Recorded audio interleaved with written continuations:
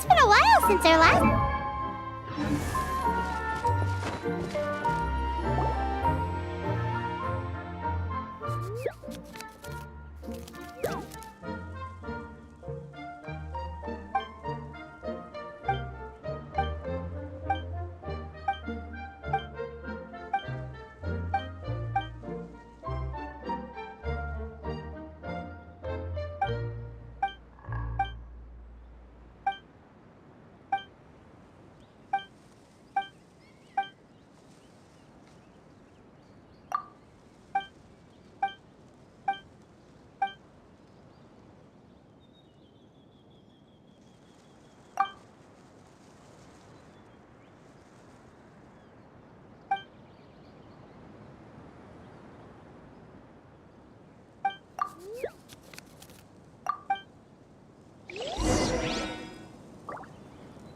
Let's go...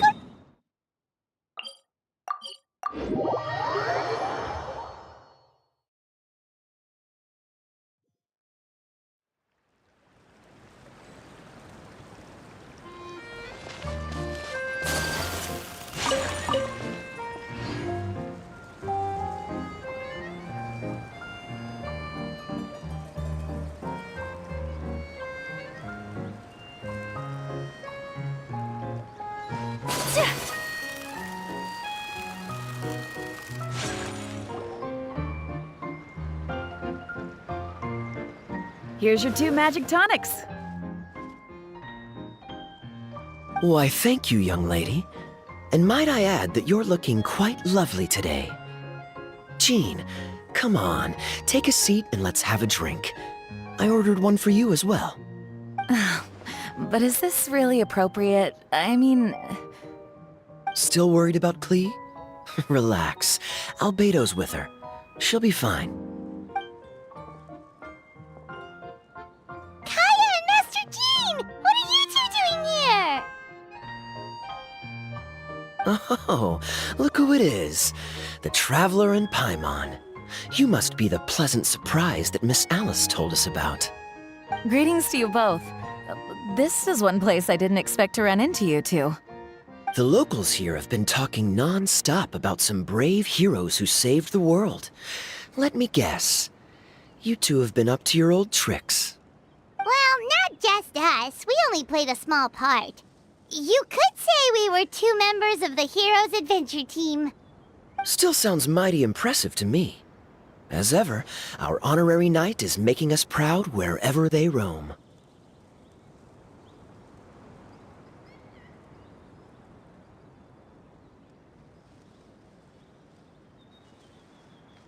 That's right.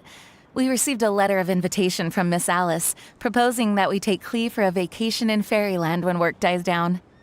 I wasn't sure what she meant by Fairyland at first, but if my eyes are not deceiving me, she was being quite literal. Klee ran off excitedly as soon as we arrived. I'm a little worried about her, but Albedo insisted he would look after her while we do our own thing. We could hardly say no to such a considerate offer, so I took it upon myself to bring Jean to the nearest tavern we could find. Any excuse for a drink, huh? Well, we are on vacation. It's only fair that we get to indulge ourselves a little. You're right. I should make an effort to relax and unwind. It's what Miss Alice would want, after all. Oh, wait, Kaya? What exactly did you order from the bar? The house special, of course. Best way to get a taste of the local culture.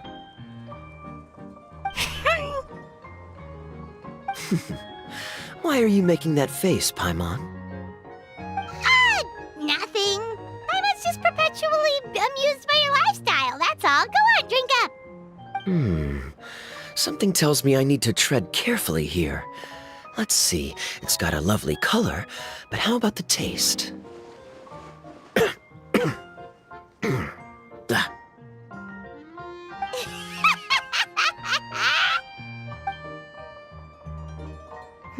I think maybe I'll pass. But it's such a shame to waste it. All right, Paimon. Well played. Well, Paimon got burned too, if if it's any consolation. It's nothing personal. Oh, by the way, we weren't the only ones who got invited here. I saw Kale earlier. She didn't see me, though.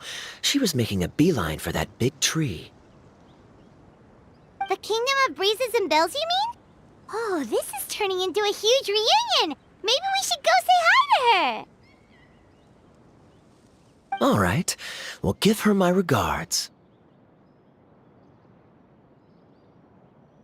Thank you. Enjoy your time here, too.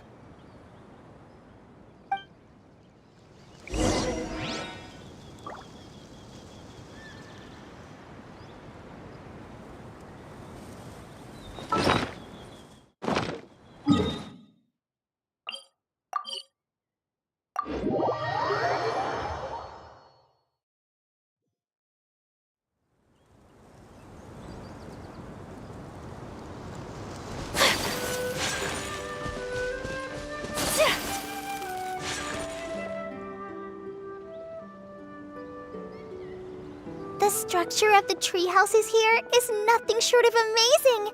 I have to write it down so I can tell Master Tainari all about it later.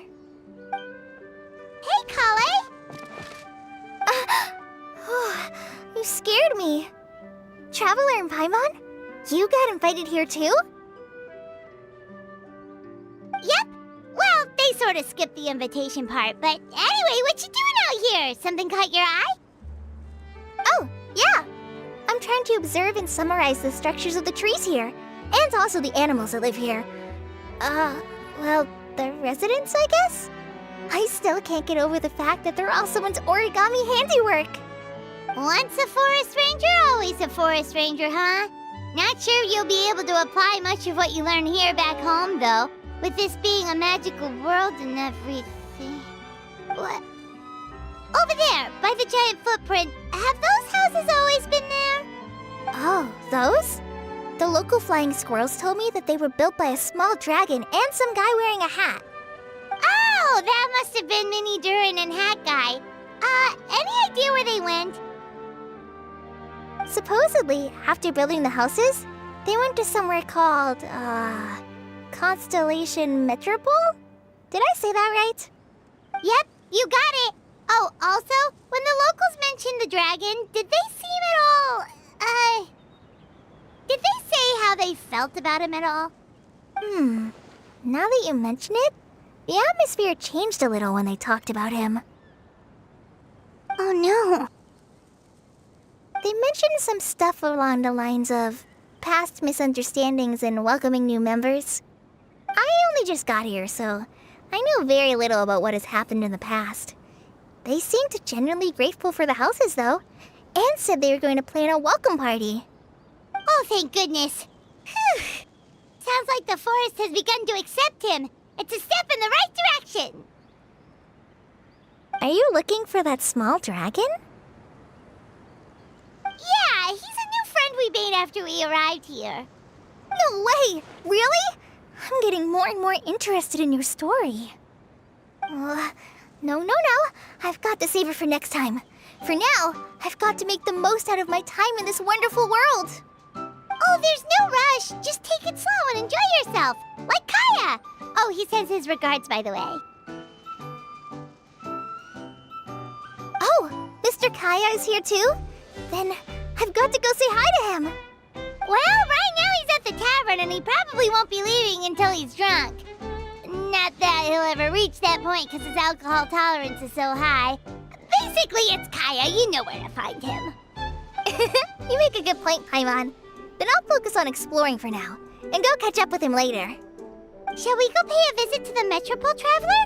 Maybe Mini Durin and Hat Guy are still there. Oh, right. By the way, something pretty interesting has been happening in Sumeru recently. Master Tainari has been working really hard on it, so if you have time, definitely go and check it out. Sounds good. We'll find some time in our schedule.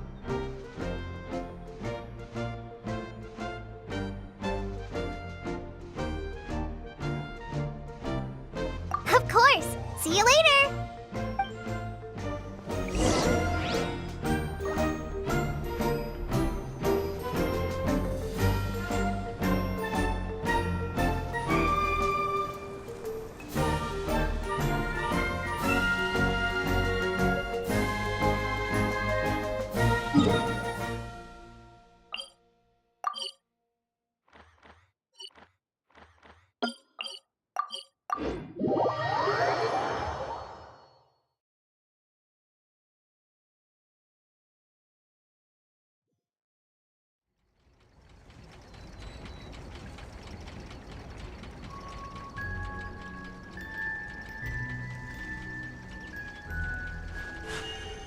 A blade embraces its duty, as a jeweler cherishes their gems.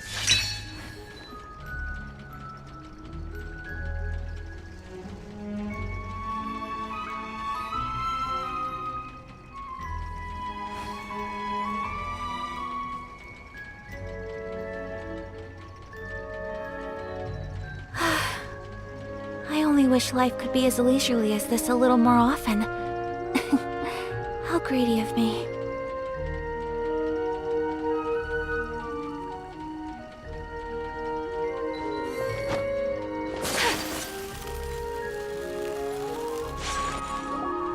What? Are my eyes deceiving me? There is no way. I can't believe it. Hey, Mona! We heard you muttering from a long way away. What's up? Oh, is your scry glass acting up again? Oh, it's you, the saviors of this world. My scry glass is fine, but I'm not sure I can say the same about my eyes. Look at this statue. What? Is it broken or something? Looks fine to Paimon. That's your master, right? AKA the goddess of prophecy? I refuse to believe it. There's no way that old hag looks anything like this.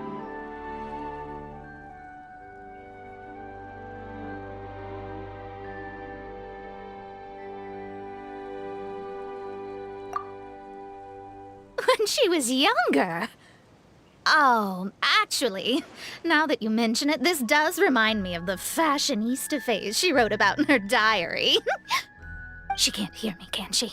I swear I just got chills down my spine. Either way, it's probably a little rude to talk about her right under her statue. But how do you know it's a statue of her if you never saw her as a young woman? I did a quick scry when I came into this world, and when I saw the star's reflections, I was at a loss for words. It looks like fate in Simulanka is based directly on Tevat. A projection of real-world fate to form an image of reality. Or in layman's terms, basically the creator made this world inside a mirror or a lake, and this world is the reflection. Still sounds pretty impressive. The more I scried, the more familiar everything looked. It's her work, there's no doubt about it. Even so, everything's far more complex than I'd imagined. Trying to decipher it all is giving me quite a headache. I also asked the locals about her. They call her she who has dominion over the stars and the course of fate itself. Not even a pretense of humility. Clearly, she let the role of creator goddess get to her head. Not that I'm surprised in the least, of course. It certainly matches the tone of her diary. Anyway, we should change the topic. Oh, so Mona, have you seen a small dragon around by any chance? He's about the same size as Paimon, but with tiny little wings. Ah, you mean the one that caused all that trouble? I haven't seen him for myself, but I heard that he came to the Metropole not long ago to formally apologize for his actions. Apparently, he brought a huge stash of Toitanium and plant oil to make amends. Most people accepted his apology, although there are some who said that they'll reserve judgment until they've seen how he acts in the future. Oh, okay. Do you know where we can find him? One moment.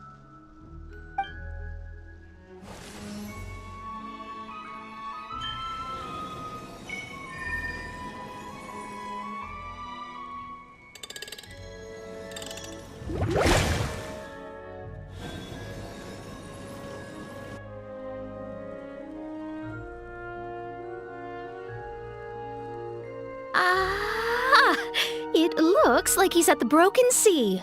There's a big group of people with him, too. Cool! Wanna come with us? We can introduce you? I think I'll sit this one out. This might be the closest I ever get to meeting the old hag in our youth, so I think I'll spend some time seeing what else I can glean from her grand design. You guys have fun. What do you mean, be careful? Now you're making me nervous. We'll be off now. See you later, Mona!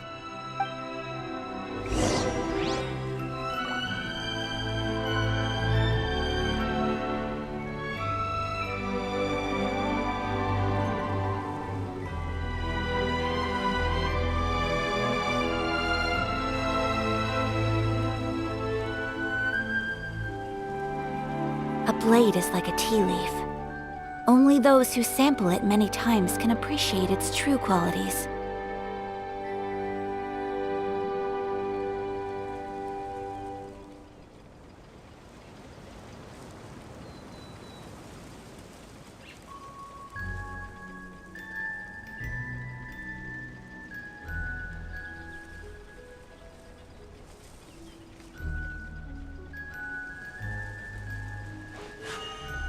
A blade embraces its duty, as a jeweler cherishes their gems.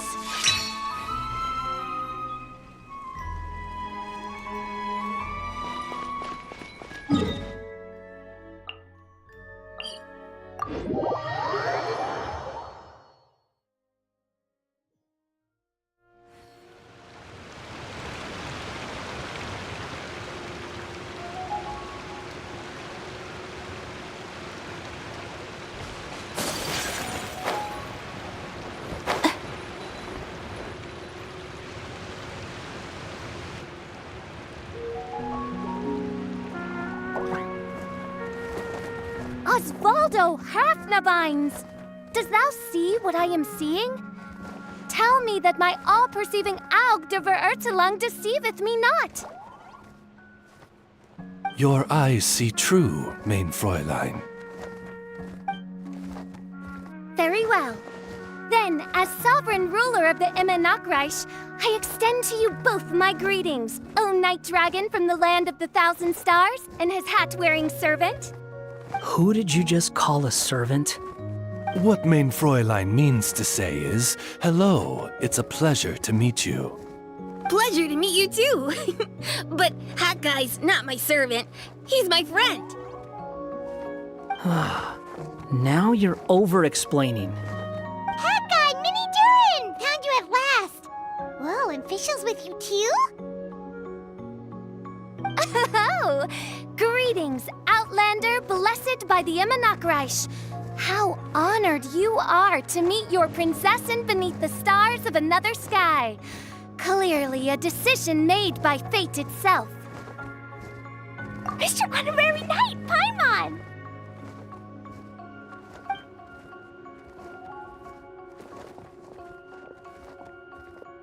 Greetings. You both look well. Hey there, Klee! Have you been having fun here? Yup, loads and loads of fun! There are so many cute animals, and a magic train that was really long, and a huge, huge castle, and a king lives there and everything! I've been taking Klee to see all the sights. It's been a very enriching experience. Alice's magic is truly outstanding. Yeah, Mom's amazing! Klee wants to build a great big house now, too! So, your mom and my mom were friends? Mm-hmm.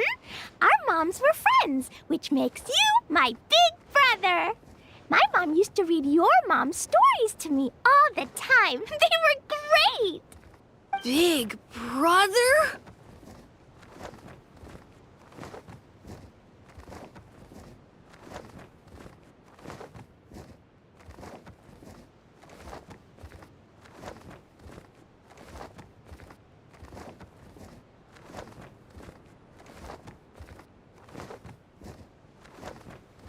Wow! Thank you, Klee! Can I go play with Klee, Hat Guy? Suit yourself. Albedo, can I? Go on. Just don't go too far away. I'll come pick you up later. Yay! Come on, Mini Durin! Do you want to come play with us too, Fischl? Your prinzessin accepts your invitation. Rejoice! Though you may be concealed by fog, still you shall have the good fortune to witness the true might of the Aug de Verurtelung. What mein Fräulein means to say is, perhaps we can all play hide and seek together. Mein Fräulein is it. Hooray! I love hide and seek! Oh, me too!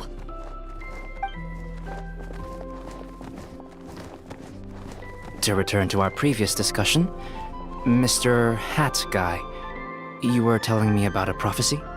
I heard B talking to M.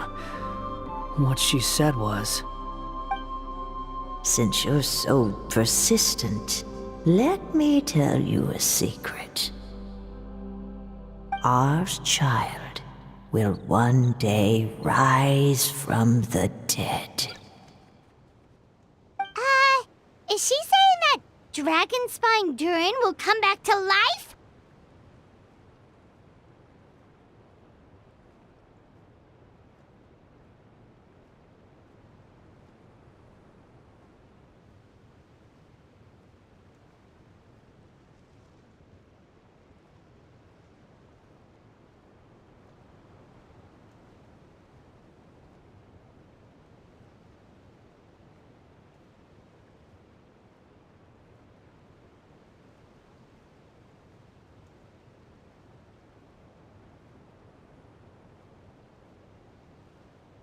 I only heard it in a memory, so don't hold me to it.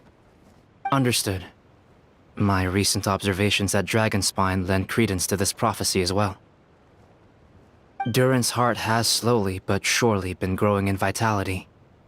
The process is extremely slow, but the trend is clear. What should we do? To start with, plan for every potential scenario, including, of course, the worst-case scenario. I am well aware of Durin's past, and I sincerely hope that things never escalate to that point. Still, we need to be prepared for every possibility. If the prophecy is true, and Durin's heart will one day beat again, I'd like to hope that whatever rises from the dead is no evil dragon, if you understand what I mean. Kind of? But not really. And so, when the time comes, Mr. Hat Guy, will you and Simulanka's Durin be willing to lend us a hand in our hour of need? Huh? What's this got to do with me? You saved the Durin of this world. I don't see that as a mere coincidence. If there is any meaning to be read into the actions of the three goddesses, beyond fairy tale whimsy alone, I can only boldly speculate that the fate of this reflected world may have a reciprocal effect upon our own world. If Durin of Dragonspine will soon come back to life, we will need many Durin's help, as well as yours, given that your fates are now intertwined. Well, that's a nuisance. To be sure, it certainly won't be easy. Albedo! There's a flying paper ship over there! Can we go see it together, please? Sure. 2 seconds, I'll be right with you. Please give my suggestion some thought, Mr. Hat Guy. Hat Guy, I'm back! Huh? What were you guys talking about? Nothing. Huh. Okay then. Let's go join the others. Everyone's going to check out the new origami ship. All right, I'll be right there.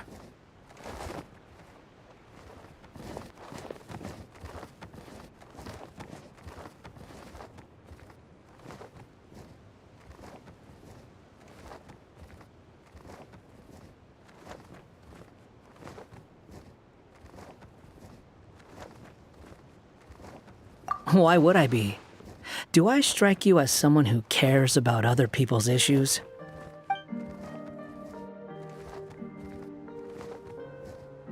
Quit trying to guess what I'm thinking. I'm leaving.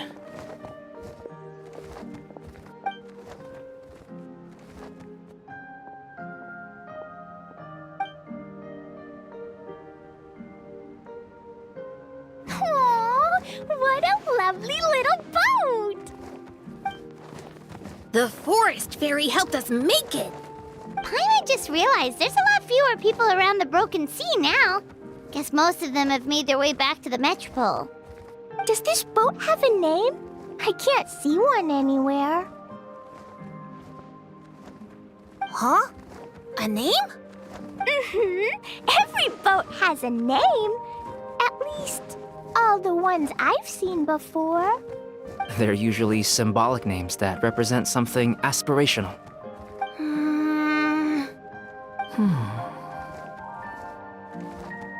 Let's go with the Durin. Huh? You want to name it after me? Oh, you mean to wish Mini Durin a safe voyage as he sails into a new chapter of his life beyond this world? Your princessin approves. Let this vessel bear the name of the most esteemed dragon of the night. The Turin. Let's call it that then. Thank you, Hat Guy. Also, can I ask you a favor? Go on. Remember how Mom's friend said I should be able to leave this world? Well, I want to pay a visit to your world. Just a quick trip, can we? Huh? Is that a no? Paimon thinks that's a great idea. If the people of Simulanka are allowed to go to Teyvat, then what's the problem with taking Mini Durin there for a visit? I'm assuming I'll have to be your bodyguard while we're there. I can protect myself. And I'll do what you say. I won't fly off on my own, I promise. Please, can I go? It'll be up to you to stick close. If you disappear on me, don't expect me to come looking. Got it! I'll stick close. Why don't you take the Durin? Now you've given it a name, it'll be a maiden voyage for the boat and a brand new journey for you. Are you leaving, Mini Durin? Okay.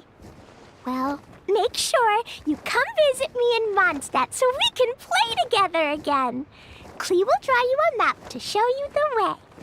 Though our time together has been as fleeting as a ray of light in the depths of the long night, the Immonokreich will welcome you with the grandest of music ceremonies on the occasion of our next reunion.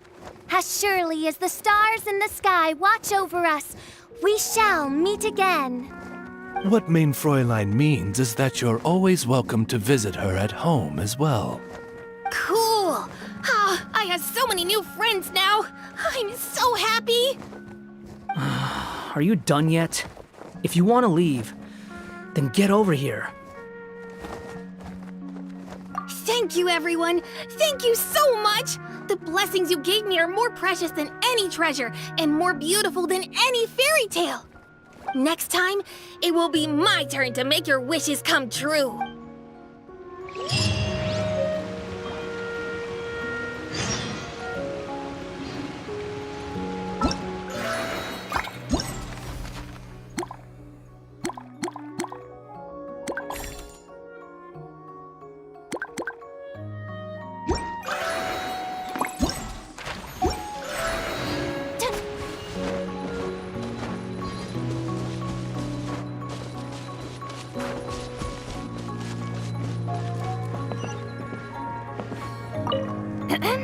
Oz, though I customarily refer to you as my familiar, in truth, I've always seen you as... Say no more, Main Fräulein. I, Osvaldo Hrafnavines, hereby pledge to always stay by your side. Quite rightly so. The princessin should expect no less from her most favored Nachtraben. I couldn't agree more, Main Fräulein.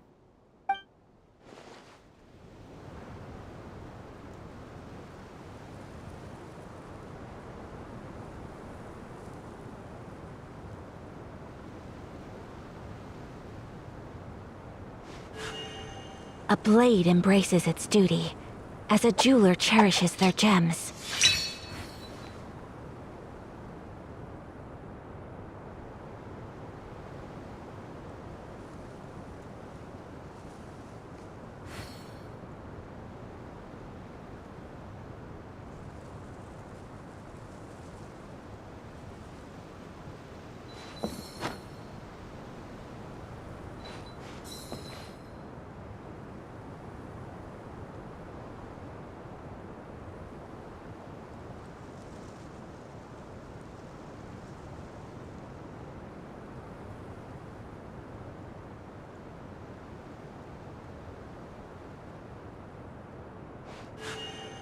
A blade embraces its duty, as a jeweler cherishes their gems.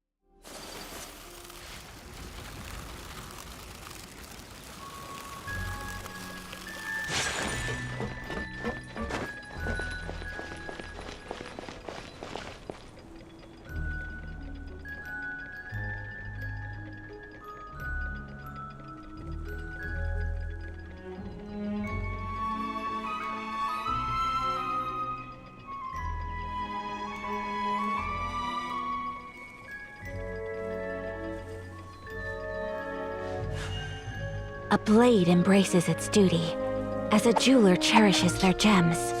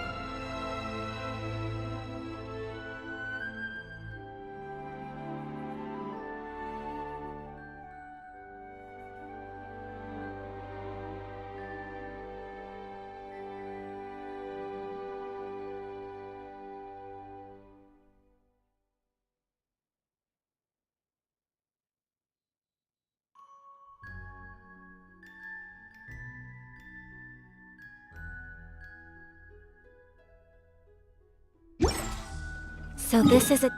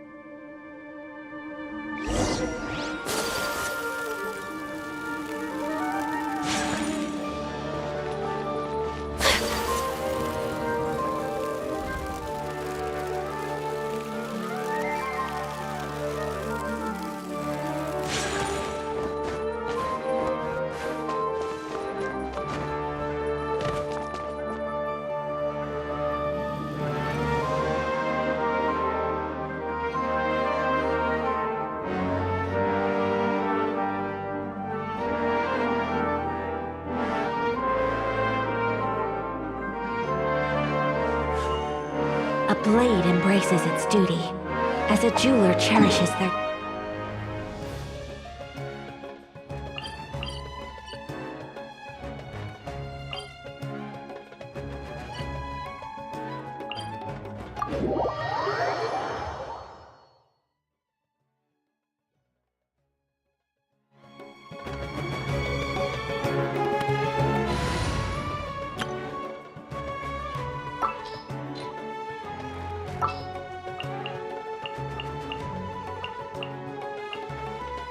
Welcome to Chioria.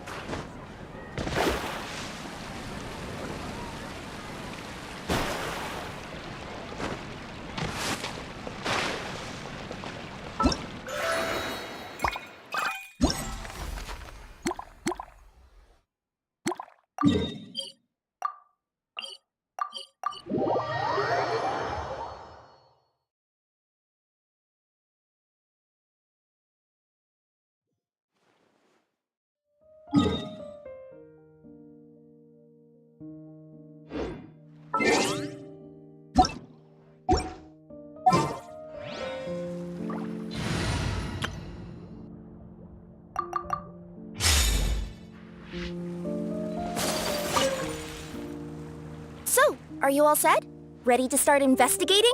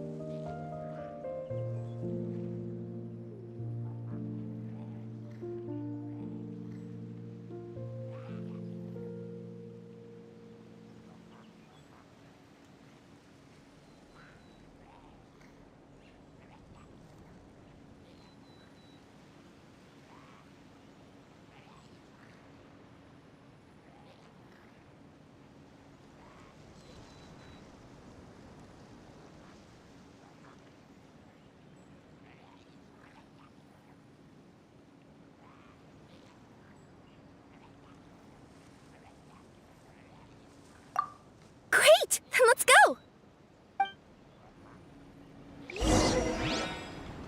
I've delivered packages all over, but I've never seen a mysterious fairy tale world like this before.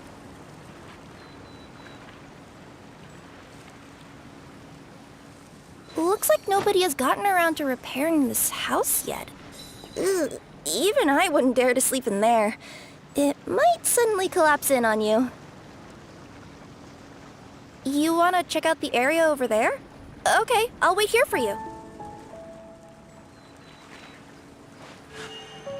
A blade embraces its duty, as a jeweler cherishes their gems.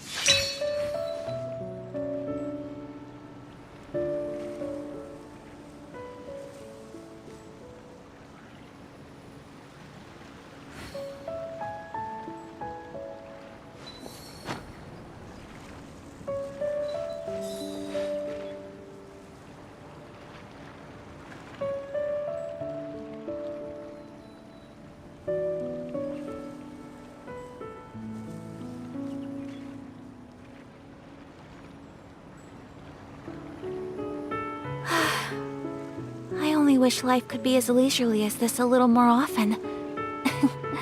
How greedy of me.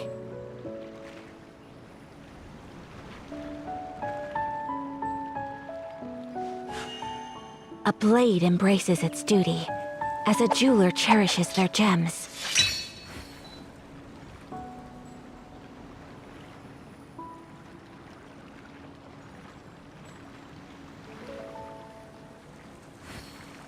So this is a day in the life of the traveler. I'm learning more about you all the time.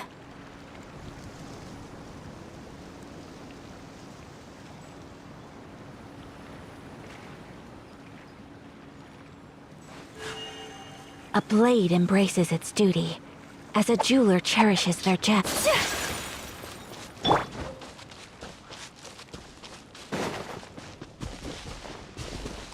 Nothing to see here either. Maybe we can find someone to ask? Aha! Over there! I bet we'll find some people there. Let's go take a look.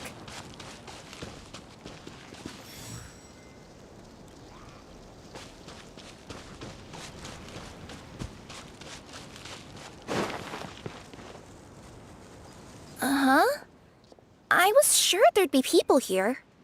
There once was a goddess who ruled over fate. Before she died, she left 3 riddles for the kingdom she had created. What? Who said that? Long story short, on this day, a sentient feline, an outlander, and a diminutive pixie arrived on the scene. They saw a narrow path off to the side. Okay, but which side? Yeah, if you gave ambiguous instructions like that to a Comania Express courier, they'd give you the parcel right back and tell you to write the delivery address more clearly. Despite how obvious the answer was, the perplexed pixie and the flummoxed feline struggled to work it out. Although, perhaps a small part of the blame could be attributed to my dull narration.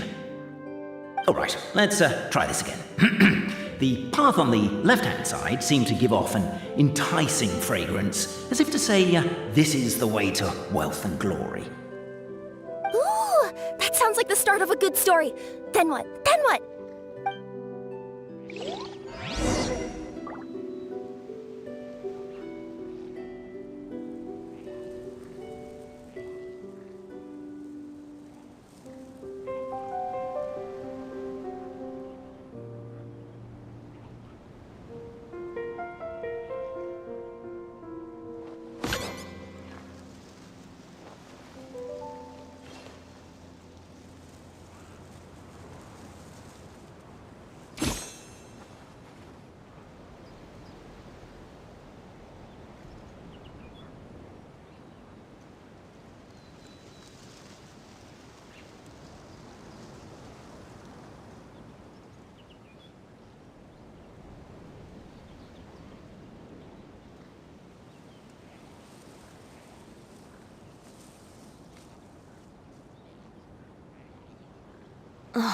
Who says you have to use scissors to cut clothes?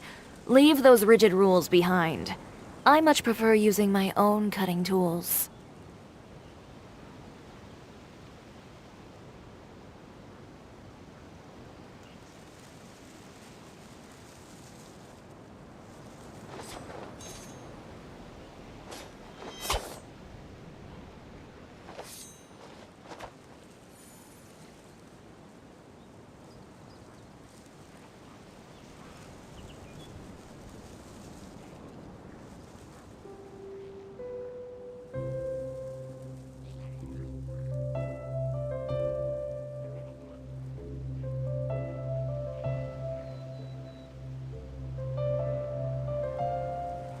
It's up to me to decide who I want to be, and to cut my own path.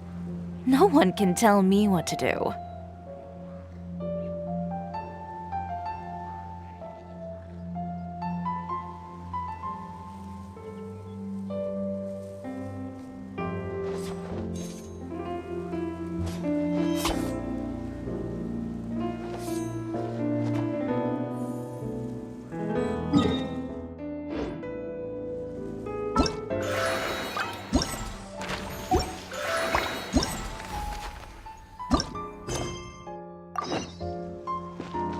At the end of the path, the motley crew would soon spot a secret stone room. A prophecy had once foretold of a marquis who shall one day venture inside, and Are you sure you don't want to hear the rest?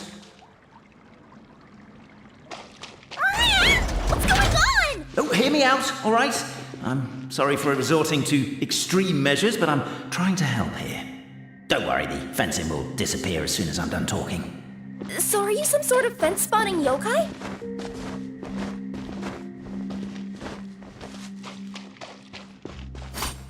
I'll keep this brief.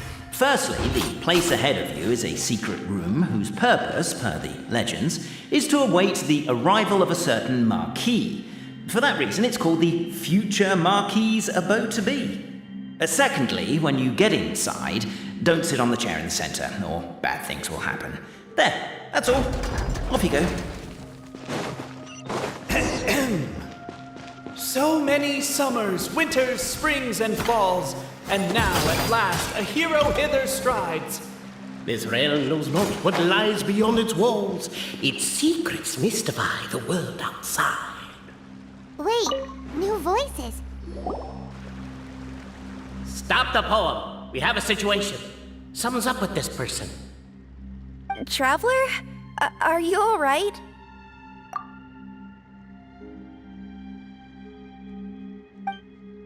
Come on, you can do it! This can't be how our story ends.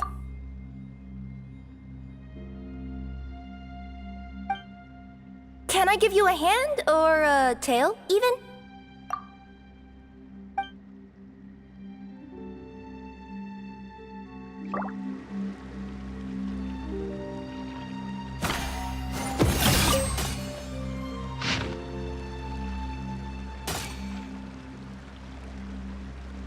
As golden sunlight fills the firmament, the tabletop engrosses your attent.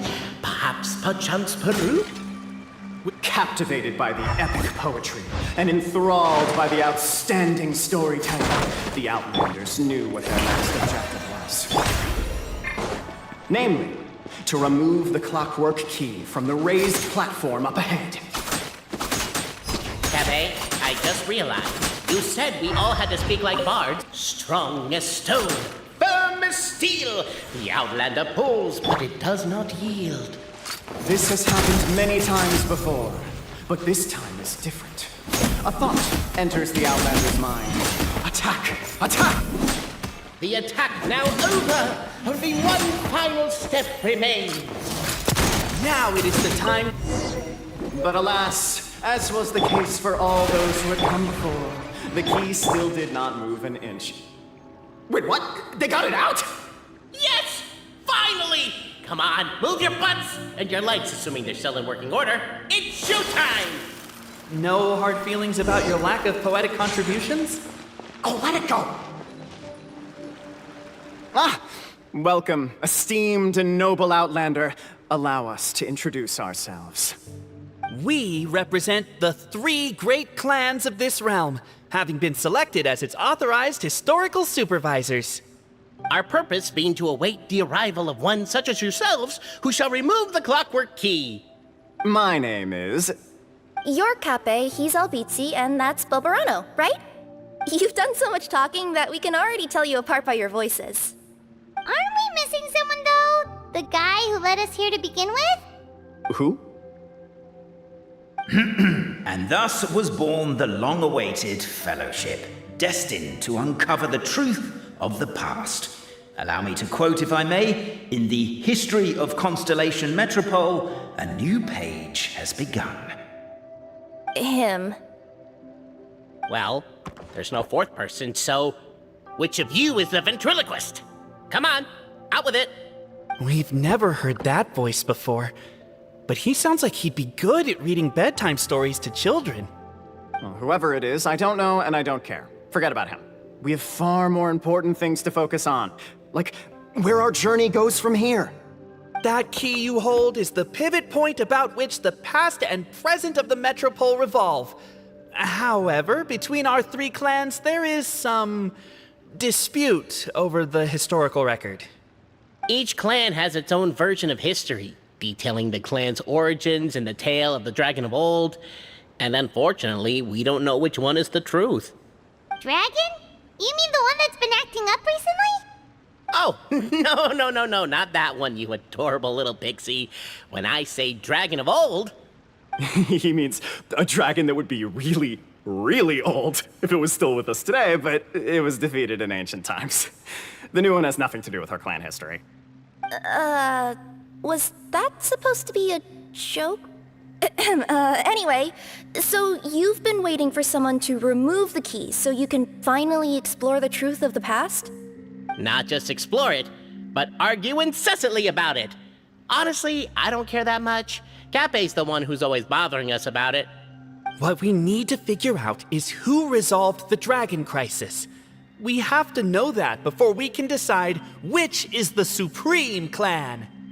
The moment you removed the key from where it was lodged, you became the honorary Marquis.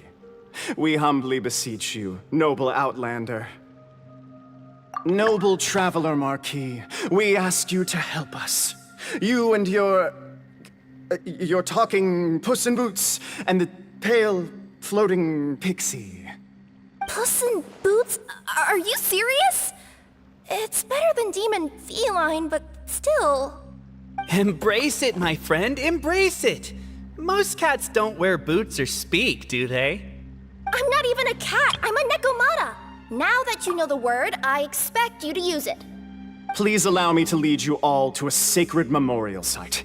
It will be much easier to explain what needs to be done once we are there.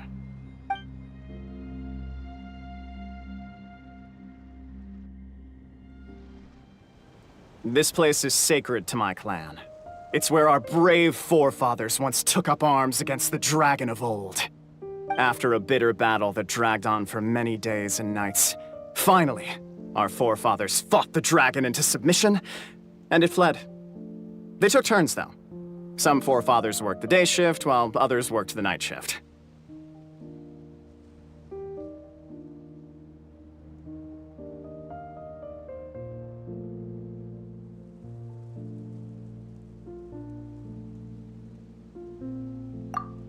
So they say. It's just a legend, though. Wait a second? Did I just hear you admit that your clan's history is just a legend? History, legend, who cares? My clan was definitely courageous, that's the point. That's the truth. And isn't the truth what we've all been arguing about non-stop for all these years? Cape's words gave the traveler food for thought. Could it be that the truth in a fictional world is equivalent to fiction in the real world? But that would have to wait. Apparently, Cape was not alone in his pilgrimage to this sacred site. Unwanted company had arrived. The traveler and the talking cat, Nekomata, decided to teach them some manners.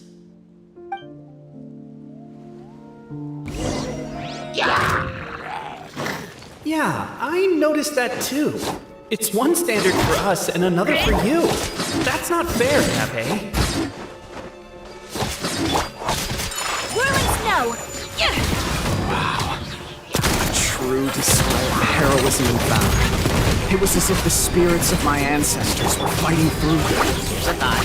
Could be wrong, but maybe the... Your martial prowess and show of courage are a more vivid reenactment of my ancestors' feats that suit the modern aesthetic. Now, let's get down to business. As we all know, time is but an illusion. Time may flow line by line, page by page, or frame by frame, but usually it flows in the form of springs and gears. And that clockwork key you have in your hand can turn back time and make the past reappear. Well, actually, my view is that the illusion of time is more of a problem of consciousness. Gears power the body, while the body is the vessel of the conscious mind. But the mind cannot understand the dimension of time, so we experience instead an endless continuum of moments as the pinion of now turns along the rack of ages. I'm getting flashbacks to when I was delivering packages to the Sumeru Academia. A teacher once asked Albizzi what his greatest fear was, and he replied, dragons. Boberano was asked the same question. He replied, time, and repeated the argument we just heard. The teacher then turned to Cape and posed the same question. He replied Bobarano. The manuscript that tells the truth of the historical record, the blueprint to all of creation, the work of the great mage themselves. It can be found at the beginning of the Girak, and on the very first page of the book. Paimon didn't follow all that, but basically, you're just saying that we need to put the key in and turn it all the way back? Exactly. It is said that in the beginning, the goddess of creation took the goddess of fate's manuscript as a blueprint, placed it under the goddess of prophecy's starry realm, and generated the world from a few magic arrays. So in a few moments, when the great clockwork key turns the local time here back to the very beginning, we will restore the magic arrays back to their original configurations. Hold on, isn't stealing part of the blueprint of creation a little dangerous? Also, how are we supposed to know the original configurations of the magic arrays? Well, the general shapes of the configurations have been passed down over the ages. They now form the family crests of each of our clans. So you'll just need to reference my family crest and join the dots accordingly.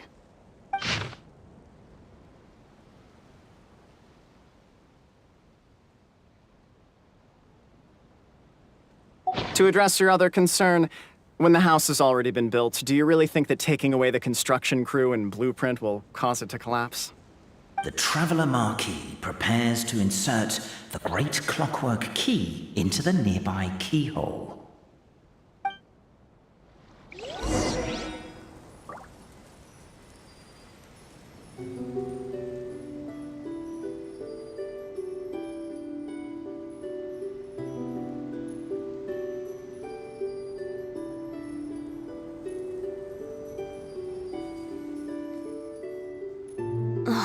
Who says you have to use scissors to cut clothes?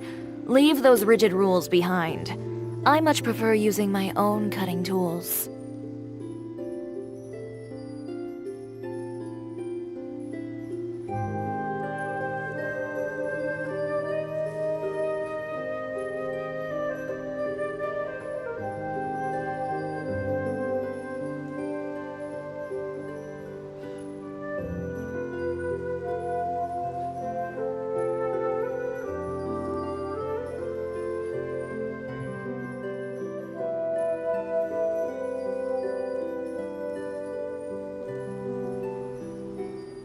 It's up to me to decide who I want to be, and to cut my own path.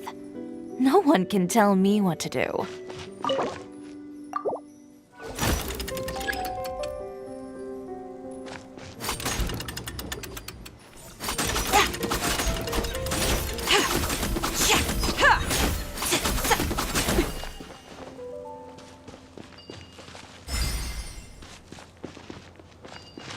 I guess we should start here?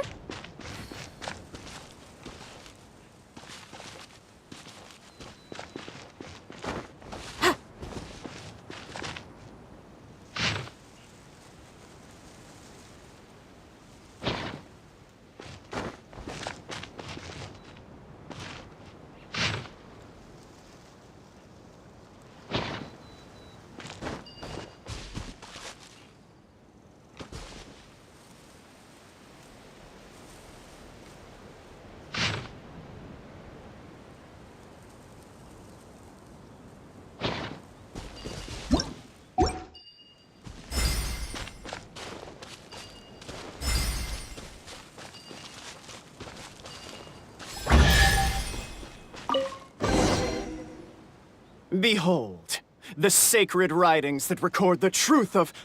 No, wait. That have shaped the truth of history. Gather round and let us bear witness.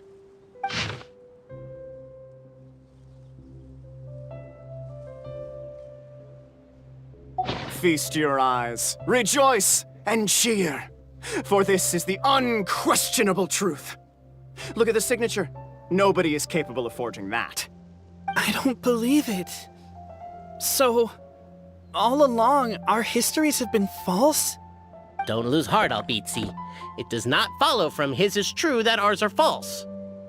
That might be the most bogus logic I've ever heard. But keep up the mental gymnastics, Boberano. I've been waiting for that look of jealousy on your face my whole life, and I'm gonna savor it. And yet, it seemed that this conundrum could indeed have more than one solution. Everyone agreed that there may be more than one truth. The party decided to visit the sacred sites of the other clans and see what their documents had to say. Isn't a narrator supposed to remain detached and objective? It feels like you're forcing a narrative agenda on us here. Oh, whatever. I'm in a good mood. Let's do it. The instructions say to repeat the process 3 times, and besides, I'm looking forward to watching you both be sorely disappointed. Let's do my clan next. I'll lead the way. We'll need the key again, right? Let me see if I can pull it out. Yoink!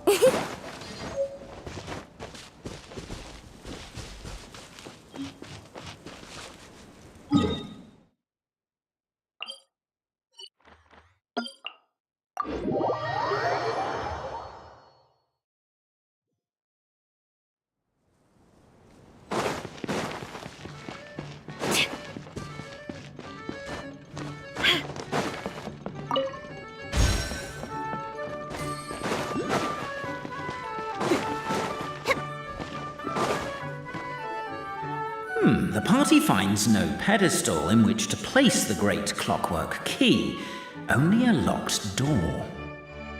Where's your clan's pedestal? Oh, let me guess, you hid it away in advance to save yourself the embarrassment of having it exposed as a fake? You done? Okay. Now, since my clan's main claim to fame is... Misinformation, half-truths, and fabrication. Ah, shut up, Cape. Shut up, Cape. I swear, if I wind up dead one day, the murderer was Boberano. Let those be my last words. My clan's claim to fame is that we outwitted the Dragon of Old and stole its treasure. Ergo, all articles of value that we own, including the pedestal for the clockwork key, lie behind that door. So, next step is open the door?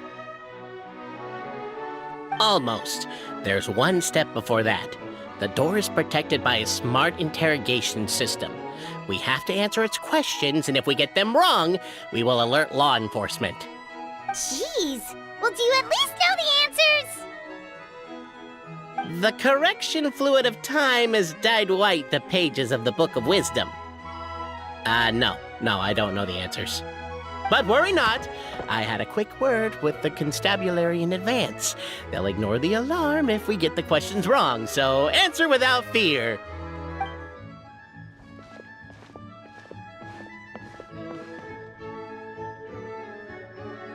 Question 1. Who is it?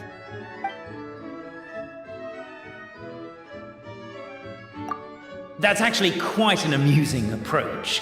It's probably not going to get us anywhere, but I do admire your sense of humor and your commitment to it. Question 1. Who is it?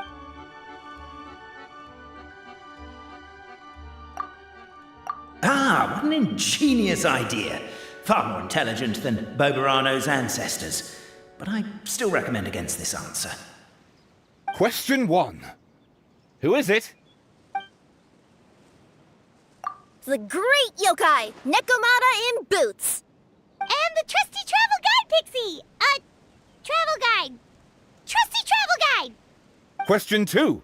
By which virtue did the ancients defeat the dragon?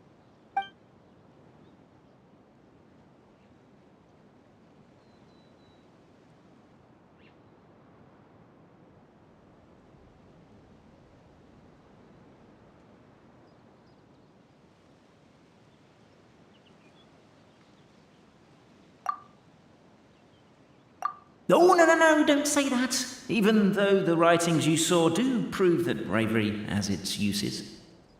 You do realize we can hear everything you're saying, right? If you say it out loud, you'll only set those 3 off arguing again.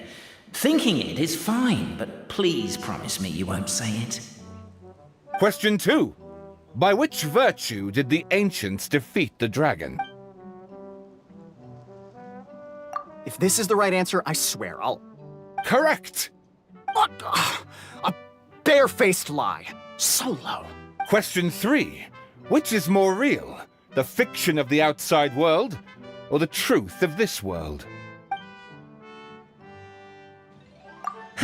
Please try to avoid being... Question 3.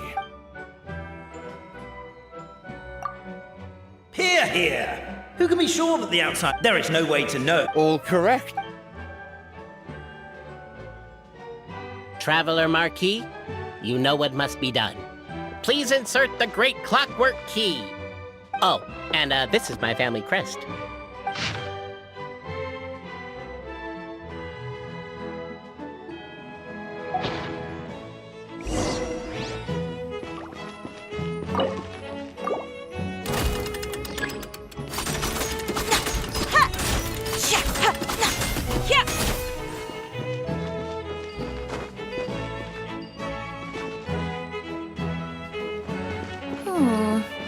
Do we really need this one?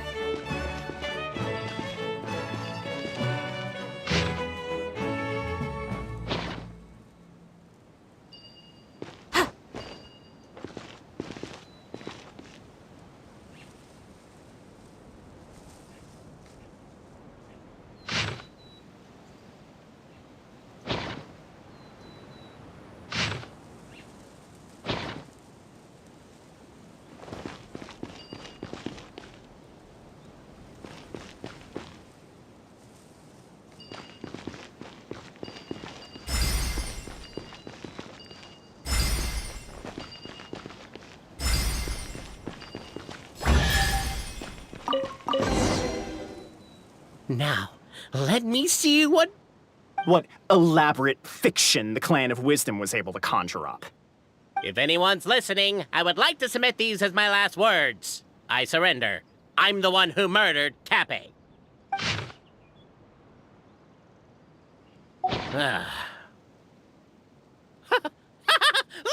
Look! My clan's history is true as well!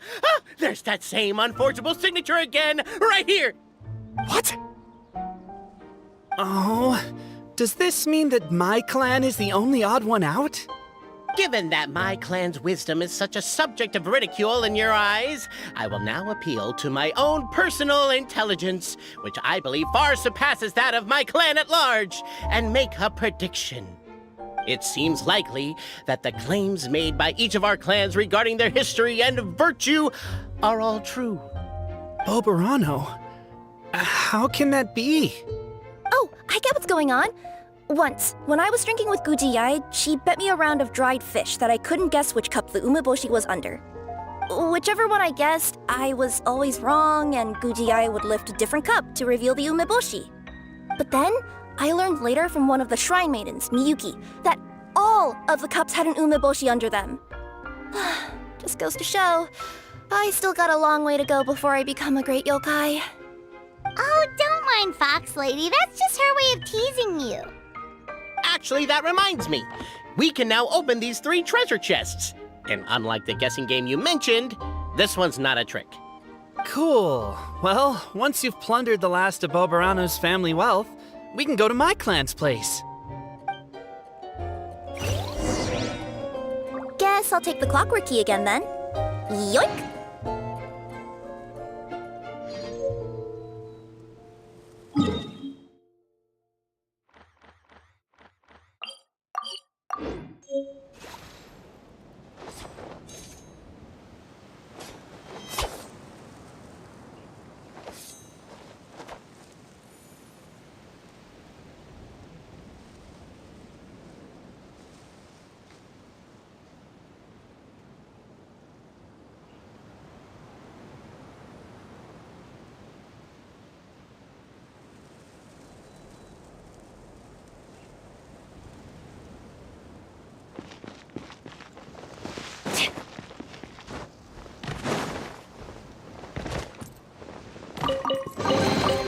Oh, so this is what you like?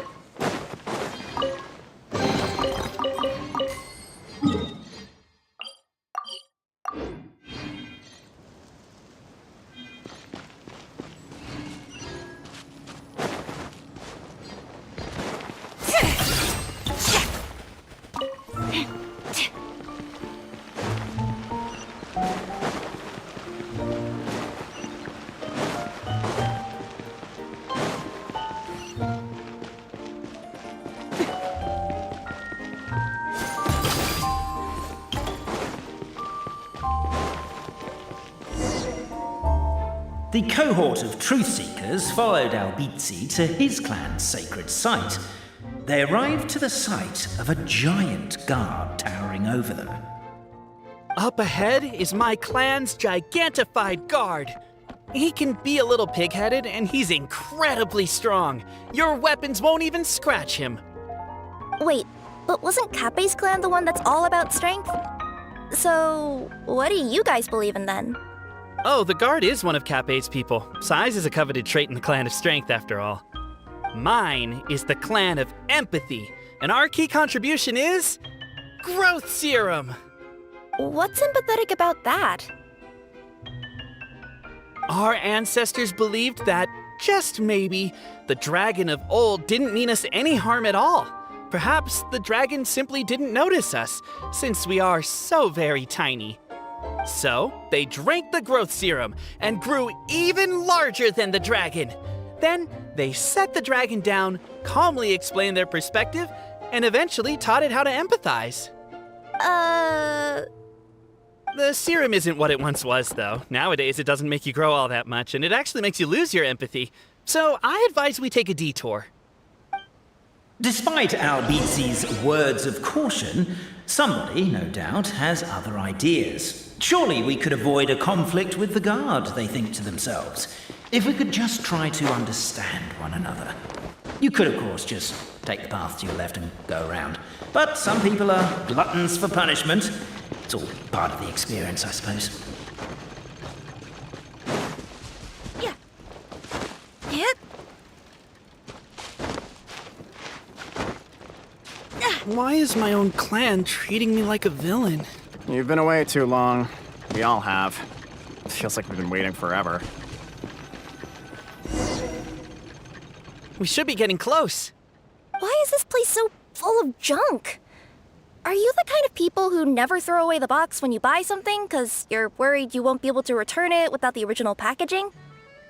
We'll never find the Oracle Pillars in all this mess. Never mind that. We have a more pressing issue. It seems there's a slight problem with my clan's family crest. The Marquis may need to utilize their wisdom to solve the issue.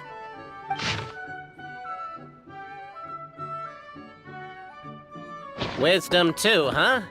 Well, you guys have a bit of everything, don't ya? Except empathy.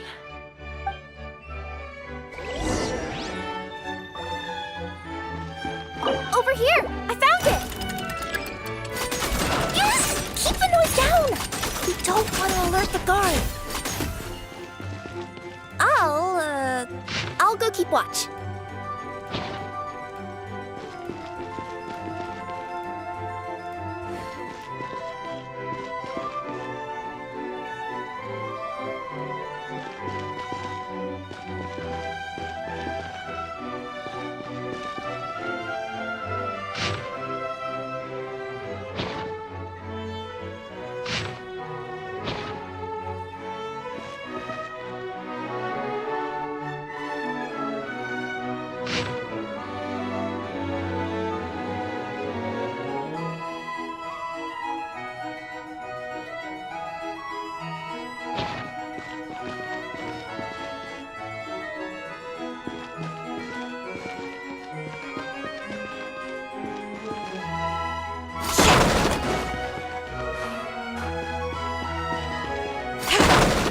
Can't you destroy the boxes a little more quietly?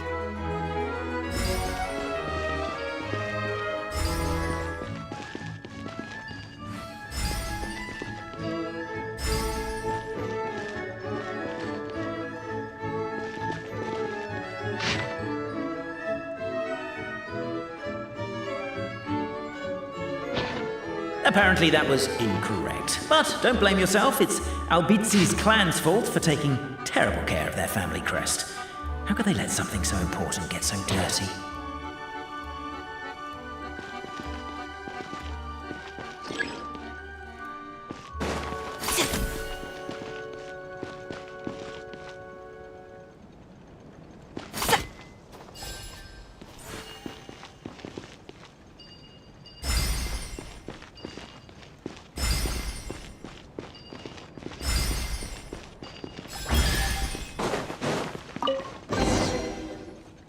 This is the last one.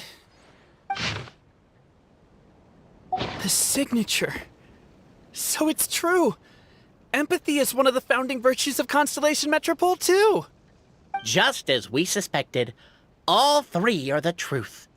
Okay. Well, this is a lot to process. I feel a little empty inside. Yes, we found the truth, but there's too much truth. I get you. It's like in Inazuma, when there were only 6 books in the Mirage Warrior series, it was really popular. But by the time book number 88 came out, nobody wanted to read it. They'd all lost interest. A brief moment of joy is drowned out by a growing feeling of melancholy. But perhaps there is a glimmer of hope to be found too? Anyone? Anyone? All right, I'll say it. How is it the case that these 3 versions of history can all be true at once? That's exactly what Paimon was wondering, but Boborano kind of already explained it away earlier. So Paimon was worried she'd look stupid for asking the question. It's not a stupid question at all, my dear little pixie. While I did postulate that different truths may coexist, there is an issue when it comes to these 3 truths in particular. The problem is, all 3 truths are the history of the exact same thing, namely the dragon and the Metropole's origins. Yet all 3 bear the signature, showing that they're genuine.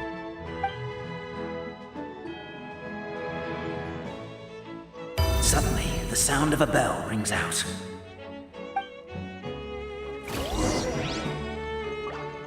The bell! It rang once! What does that mean again? Ah, yes! Highest level of emergency! Everyone, to the main entrance! Stat! Bring all the glue traps and place them outside the gates! The whole city is on the lookout, and there's only one way out. It's the path right in front of you.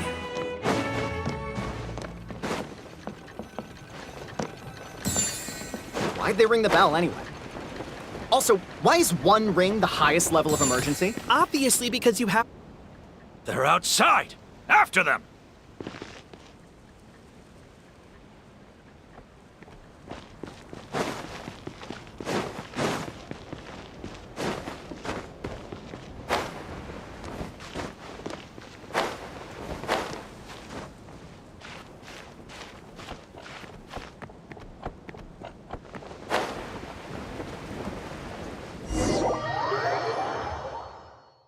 The bell! It rang once! What does that mean again? Ah, yes! Highest level of emergency! Everyone, to the main entrance! Stat! Bring all the glue traps and place them outside the gates! The whole city is on the lookout, and there's only one way out. It's the path right in front of you.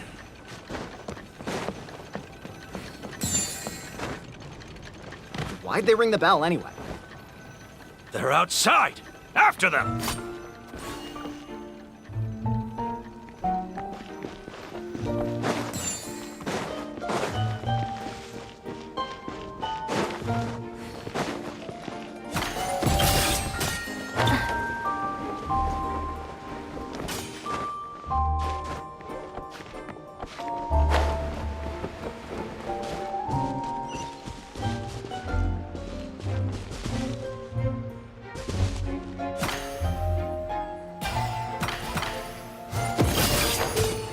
Any further and we'll be outside our jurisdiction. I think we've pursued them far enough to earn a salary from the Empathy Clan.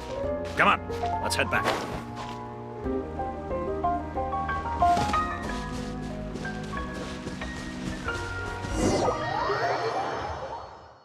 The bell! It rang once! What does that mean again? Ah, yes! Highest level of emergency! Everyone, to the main entrance! Stat!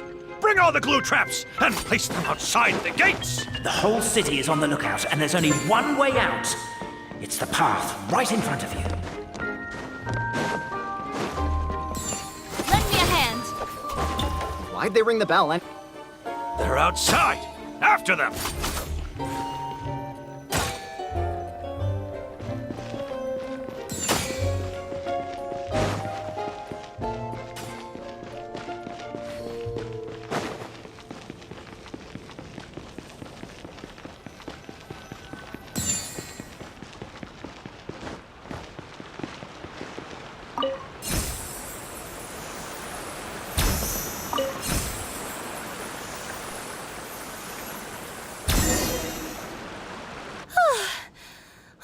out. Don't know if we'll still be needing this clockwork key, but I yoinked it out before we ran, just in case. Okay, but back to the truth problem. There are 3 conflicting versions of the truth, and somehow they're all still true. What is that supposed to mean? I don't know. I doubt anyone here in Simulanka can make sense of it. All we do know is that any manuscript bearing her signature has to be valid. Well, she is the goddess of fate, the creator of all this. And all these manuscripts are her grand design. The reason we argued about who was right was that we didn't know enough about the truth of the past. But now we have the truth. So we just have to accept it. As surely as we will follow the clockwork path designed for us, so is this the course that history has taken. It is clear and incontrovertible. We will never argue again. Thank you all. Is that all there is to it? Is this where the decision made at the first crossroads of destiny has led us to? A pointlessly happy ending? Overthinking it would be equally pointless. Well, that's enough for one day. Time to take a break. Could you be any more cryptic? You're planning something. Paimon knows it. Whatever happens, today was a breakthrough in my journey of discovery. I will go back and share it with my clan. Me too. And me. Let's leave it there for today then. I'm sure we'll find out what else Mr. Narrator has planned for us tomorrow.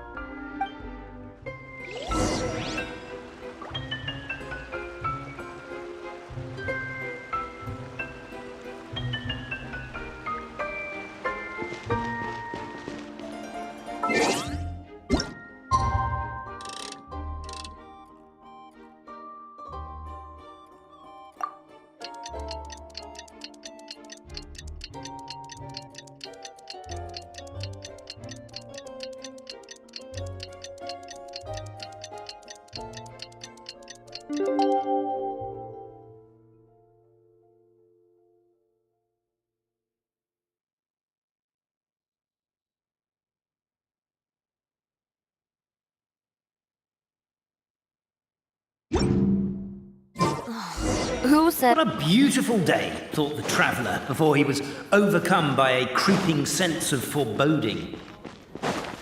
The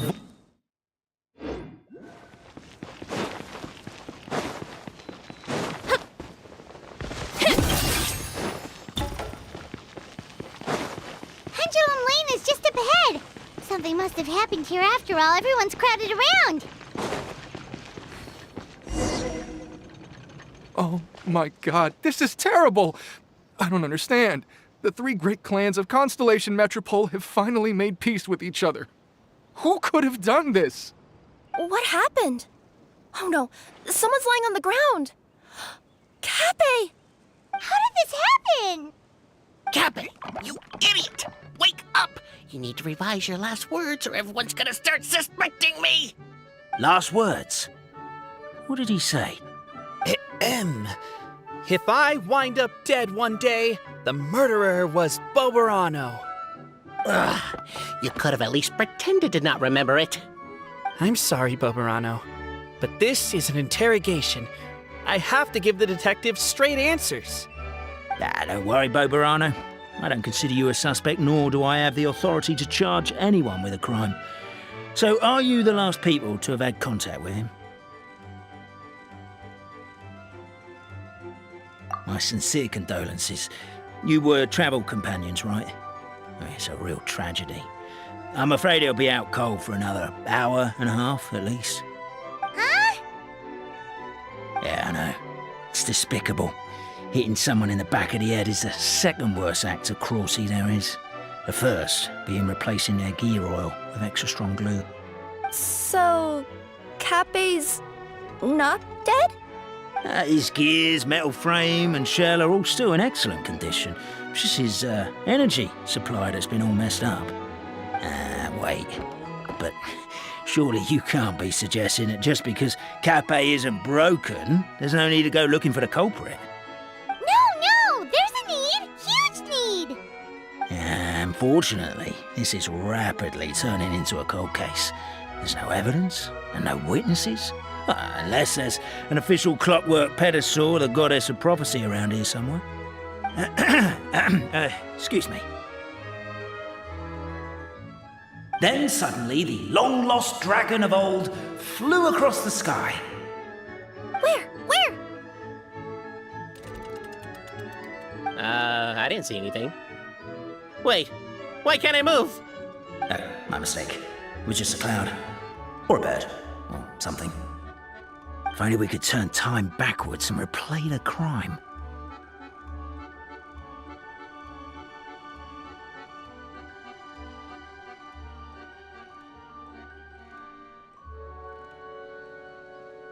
Isn't that one of those, clockwork socket things right behind you? Ah, so it is. No wonder everyone here is suddenly struggling to move. Traveller, if you please, let's recreate the crime scene.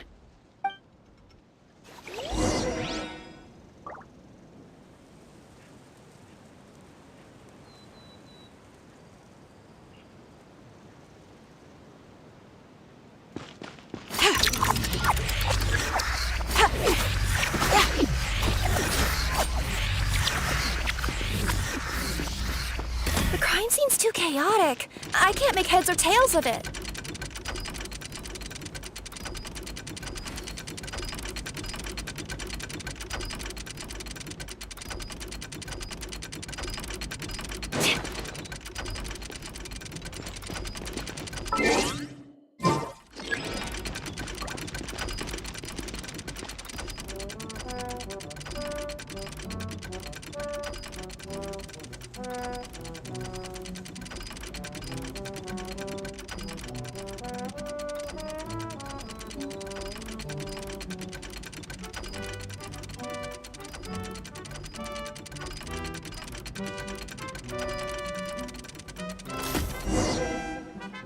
Well, that clears it up. Cappe was walking along the street, then he suddenly collapsed. He was faking it. What? So case closed? Aren't you supposed to investigate a little more first? Well, we literally replayed the crime scene and saw it with our own eyes. There's no need for any evidence gathering or powers of deduction now. And besides, maybe the truth is inherently strange by nature. Like how Constellation Metropole has 3 histories, each of which is the truth. But didn't you say Cappe was struck in the back of the head and knocked unconscious? For all I know, he could have bashed his head against a toilet bowl before leaving the house, then walked here in a daze before finally passing out. As for why he might have done that, my guess is...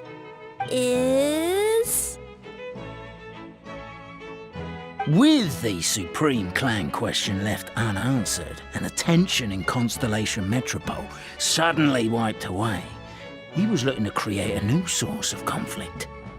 Only then would the city feel alive again. Do we really think he's capable of that, though? Sounds like a pretty complicated conspiracy for the average Simulanka resident. Traveler, something about the crime scene isn't sitting right with me. It just seems unnatural. Also, anything outside of the immediate area won't have appeared in the replay. Is it possible that something was missing from the scene? Why don't we search the area? Wait, what are you doing? Oh, we're gonna head to Cappe's house to check the toilet bowl for signs of an impact.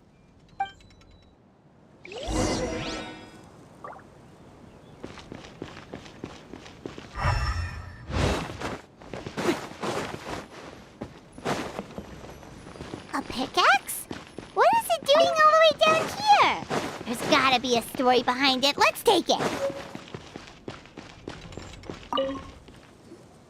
Hello there. Have you seen my spear by any chance? Someone was shouting about a dragon a minute ago, and I instinctively threw it into the sky. Yeah.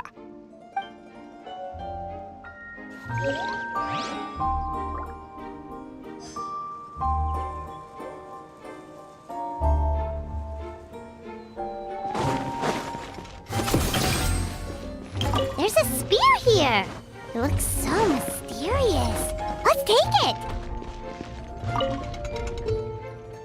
you're not from these parts, are you? Just visiting? Yep, that's right. Why? What's up? Ah, well, I was gonna offer you a great job in the Titanium mines. A safe and secure working environment. Doesn't sound very safe. At least not as safe as being a courier. To keep the titanium ore intact, we use specially designed pickaxes that can't cut through it. Even if you struck a person with it, it wouldn't so much as leave a scratch. And in terms of labor intensity, the work has been rated as Class 2 physical labor by a reputable organization. Even cats can do it. I'm not. Never mind. I give up. Welcome to Paimon's world. Mind you, I don't know what happened today, but somehow a pickaxe has gone missing. Maybe one of the giant guards broke it down, so someone took it to perform a rapid resuscitation procedure. Sounds pretty brutal for a first aid technique. Still, a missing pickaxe. Huh. Is it just me, Traveler, or does it seem kinda suspicious?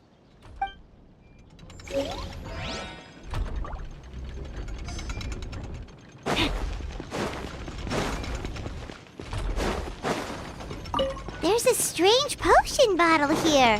Looks so weird. Let's take it.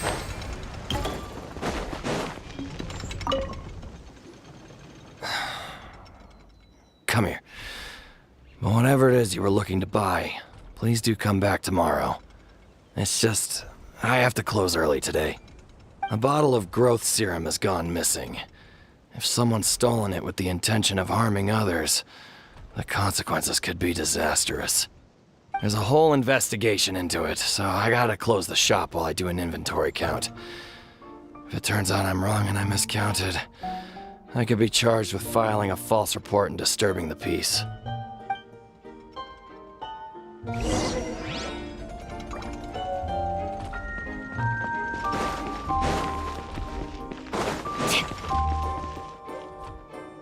Let's say one of these was the weapon used in the assault. Which one do you think it is?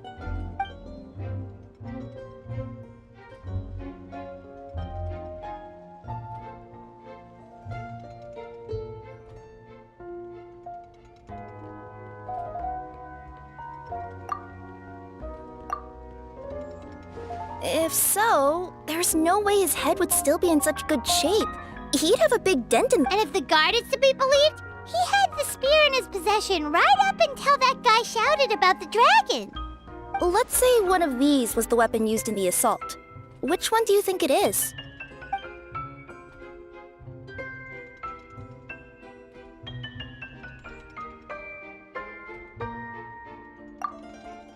If it was the pickaxe, Cappe sure is lucky it's not still lodged in his head. Actually, you're wrong there, Paimon. The foreman at the mine was just saying, this kind of pickaxe is designed not to damage titanium, so it couldn't cause any superficial damage to residents here. But you could probably knock someone out if you hit them hard enough, and it wouldn't leave a scratch. Let's take this back to the crime scene and replay it one more time. Ah, you're back. How was the toilet at Cappe's house? Toilet? What about it? Oh, yeah, forget that.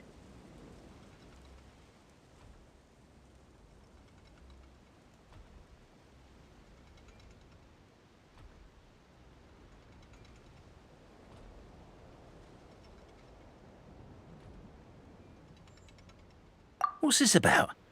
What are you trying to say? We thought the way Cappe fell looked odd, so we searched the area for suspicious items and found this. It could have been deliberately placed out of range of the crime scene so it wouldn't show up when we replayed it. Now we've retrieved it, we were gonna replay it again. You don't mind, do you? Oh, I just remembered I forgot to turn off the clockwork switch in my kitchen. Yeah, I think I'll just, Oh, no, you stay right there. We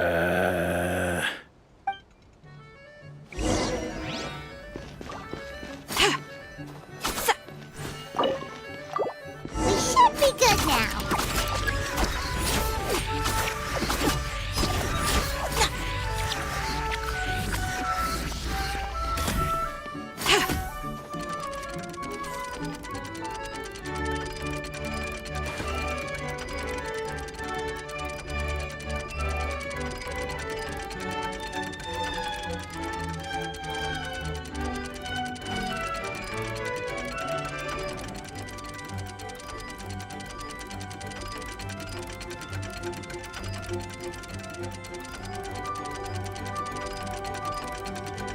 If you really like standing around like this, then why don't you just model for me? I'll design some wonderful clothes for you.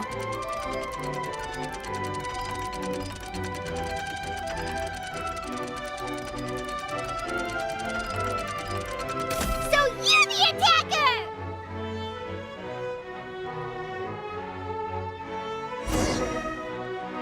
So, it was you!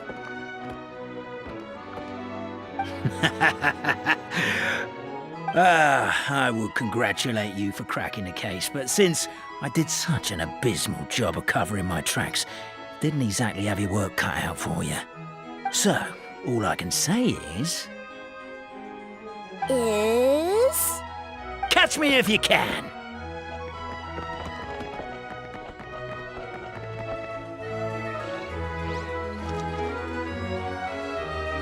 We have a runner! That's it! Let me at him! The would-be Marquis of Carabas dispatched the Necromata in boots, who ran off in pursuit of the poor little minion.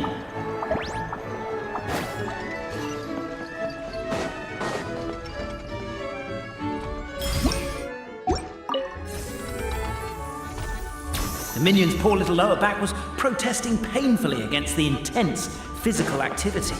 He decided to take the elevator, giving him a moment to catch his breath. Really? His lower back asked. But the minion had no other choice. He resolved to make the jump down. By this point, the Necromata in boots was gasping for air. The minion was huffing and puffing, even more loudly. But we'll ignore that. I'm not! Don't underestimate the gold-level courier of the Komania Express! A characteristically catty response from the Necromata. Tell me, what do you hope to gain from bullying me? I get to let off some steam!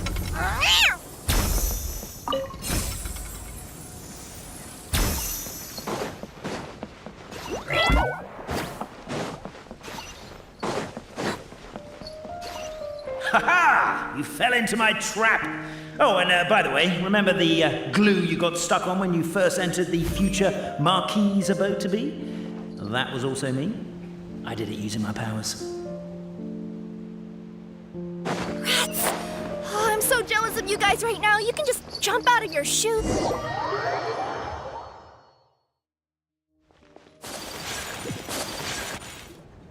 So, it was you!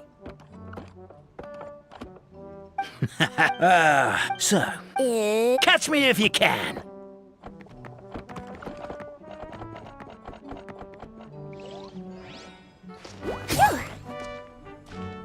We have a runner! That's it! Let me at him! The would-be Marquis of Carabas dispatched the Necromata in boots, who ran off in pursuit of the poor little minion.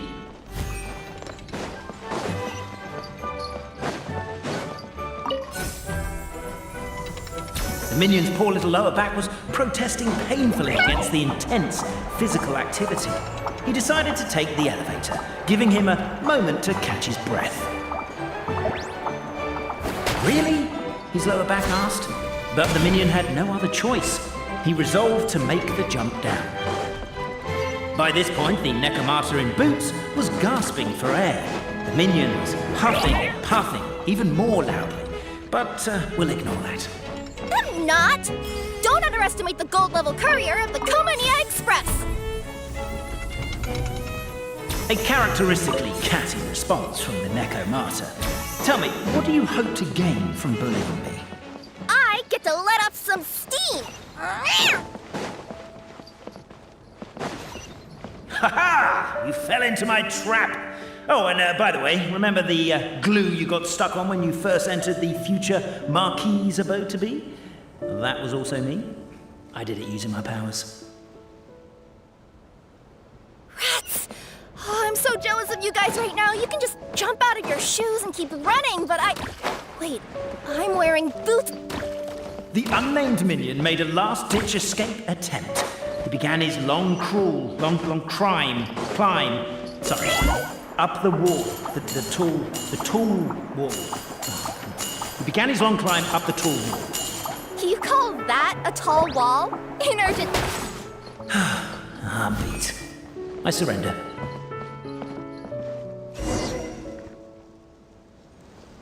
You've got nowhere left to run. All right. I confess. That was fast. Getting caught by you here was a backup plan. I don't know if what I've done will make things better or not. Time to come clean. I am the narrator, the one who's been guiding you all this time.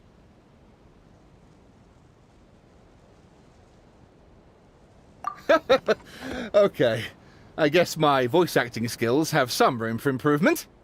Anyway, I only did what I did because... Why are you suddenly spilling the beans? I poured my heart and soul into all this. I was worried you wouldn't ask.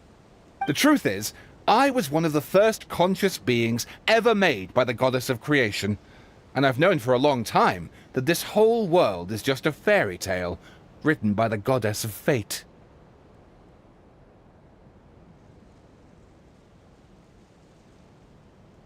I know they say that fairy tales are just made up for kids to read, but I refuse to believe that fairy tales are just fictional stories and nothing more. The reason why Constellation Metropole has 3 origin stories is that the Goddess of Fate wrote 3 drafts and couldn't decide which one she liked best. Then her cat trod all over them, and they all got crumpled together, so the 3 worlds just sort of folded into one. The Goddess of Fate was torn between them anyway, since she couldn't decide which ending was best for the dragon or the kids. So when she saw what the cat had done, she simply decided to go with all 3. Who'd have thought? Well, what does any of this have to do with what you did? You're not a fictional character, so you couldn't hope to understand my sorrow. Honestly, I don't think there's anyone in all of Simulanka who would understand. Every day that I experience, every interaction I have with another person, is it really all just a work of fiction? The only reason the 3 great clans wanted to find out the truth was for the pointless task of electing the supreme clan. I thought that once they'd learned the truth, it might make them curious enough to investigate further. But as it turned out, they just accepted it and carried on living the same old lives. I have to motivate them to keep looking for answers now that they think they've learned the truth. I have to make them uncomfortable with the superficial explanation that they took at face value. And I have to figure out, once and for all, while you real people from the outside world are still here, are we real? Aww. That's my full confession. Time for you to take me back. I'm guessing I'll probably be forced to make a public apology, then sentenced to half a day in solitary confinement. I definitely deserve half a day. Oh, also, pass this message on to Cape, Bobarano, and Albizzi, if you could. The Great Clockwork Key was originally put in place jointly by the ancestors of the 3 clans. If the 3 of them had any ability to cooperate whatsoever, they'd have been able to remove it by themselves. Over all these years, not once have they ever tried removing it together. Oh, my poor child. There's one thing you've been mistaken about this whole time. Ah! Whose voice is that? Detective? Was that you? Your voice acting's actually pretty good. The reason fairy tales are suitable for children is that they help them to understand the world. Fairy tales may be works of fiction, but at their heart lies an internal logic that is undoubtedly real-world truth in a condensed form. Perhaps they simplify good and evil, and perhaps they hide the darkness in metaphors. But let there be no doubt. The world within fairy tales is as real as can be. And by extension, you and your compatriots are also real. Goddess! Is it really you? The line that separates footnotes from narrative can never be crossed. Never the two shall meet. This is why you have never heard my voice before. But now you wish to break free from the story, and there's a cat nearby, so you can hear my echo. Necromora! Just your echo.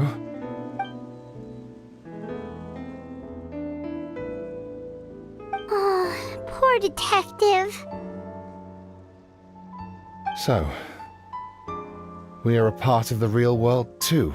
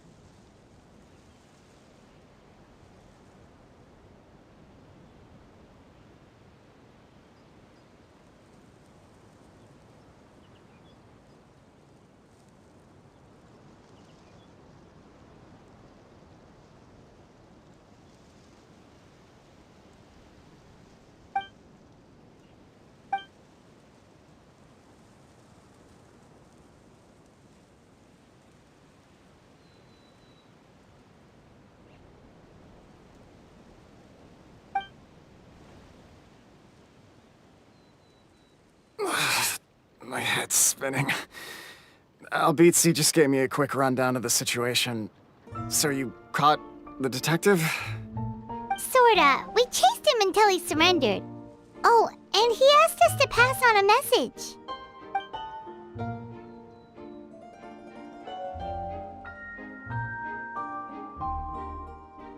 Does he really think we didn't try that? 'Cause we did, after 6 months in that place. Ah, that was my bad. I thought it was a stupid idea at the time, so I didn't really exert myself. I also sort of stopped trying after 3 years. Never mind. I'm partly to blame as well. On the second attempt, I just hugged the key and pretended like I was pulling as hard as I could. You guys are so lazy. My granny's neighbor's pet cat has nothing on you, and it spends all day, every day sunbathing. Anyway, you said you heard the voice of the goddess of fate at the end? That's amazing. There is a world beyond our own after all. What would you guys say to taking a trip to the outside world sometime? Otherwise, I got bashed in the back of the head for nothing. Depends. Do either of you know how to get there? But yes, I agree we should go. And not invite the detective, just to annoy him. But maybe the reason we've never worried about whether we're real or not is that, unlike him, we weren't there to witness the creation of this world. We've never had any reason to doubt that we're real. If someone ever convinced me that these delightful dimwits, Cape and Albizzi, weren't real, oh, I'd be devastated.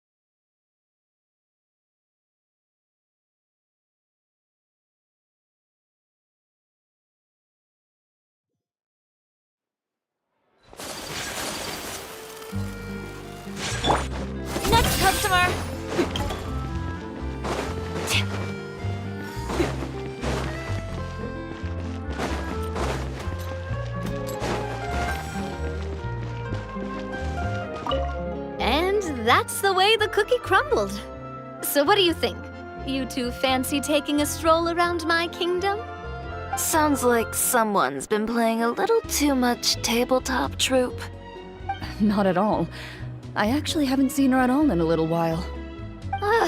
I'm telling you, it's real! Just come with me and you'll see it for yourself. So, you were the king, huh? Somehow, that part doesn't sound so far-fetched. I actually think you'd fill those boots quite easily. Thanks for the vote of confidence. Well, if we're going to be traveling with a king, we'll need proper titles as well, right? I guess I can be the royal tailor. Okay. Then I'll be Her Majesty's personal bodyguard. I'm sure those would work, but we don't have rules like that in my kingdom. Oh yeah, and can we go buy a music box first? Why, exactly? Let's just say I've developed a new appreciation for them after my recent adventures. Just imagine it. One night, while I'm asleep, one of the small dancing figures in the music box suddenly steps off its track and starts moving on its own. Wouldn't that be amazing? Though this may be a normal occurrence in your fairy tale world, Your Majesty, I must implore you to inform me immediately should any such incidents transpire in the real world.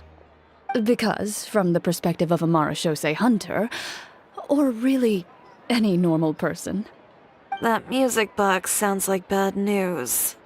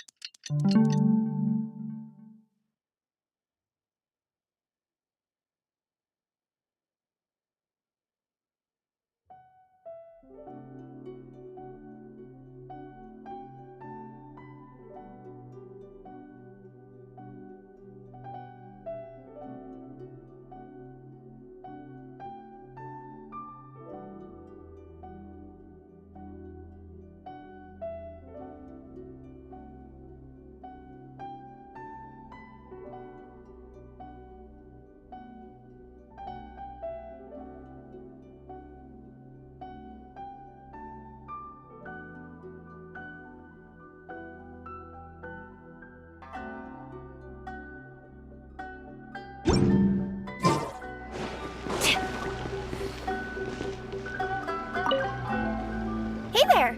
It's good to see you again.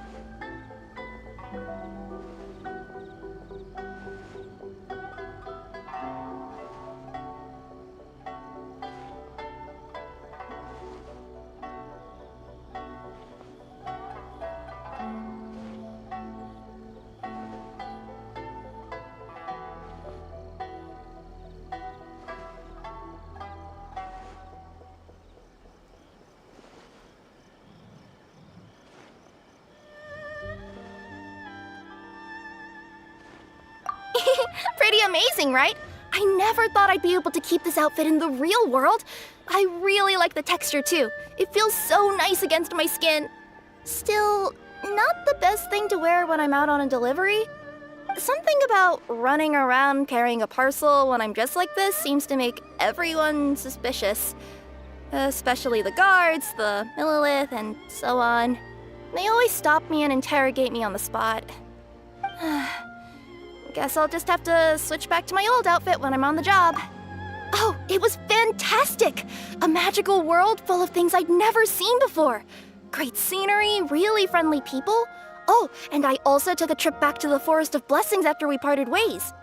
Grandpa Almond introduced me to everyone in the forest and reassured them that I wouldn't scratch anything. I made sure to fully retract my claws while I was there. I didn't want to find out how they'd react to seeing them. With this adventure under my belt, I can turn the tables on my grandma. It's my turn to tell her some stories.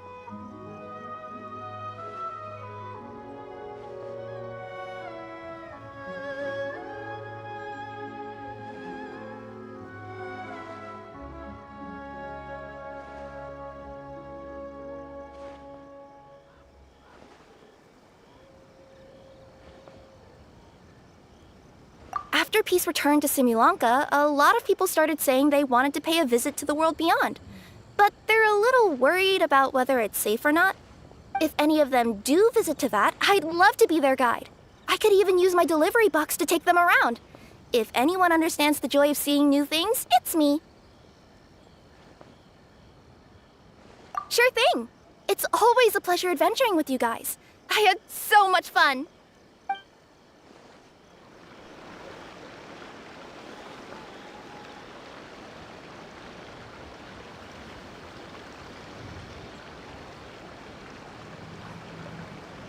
Special yakitori for sale.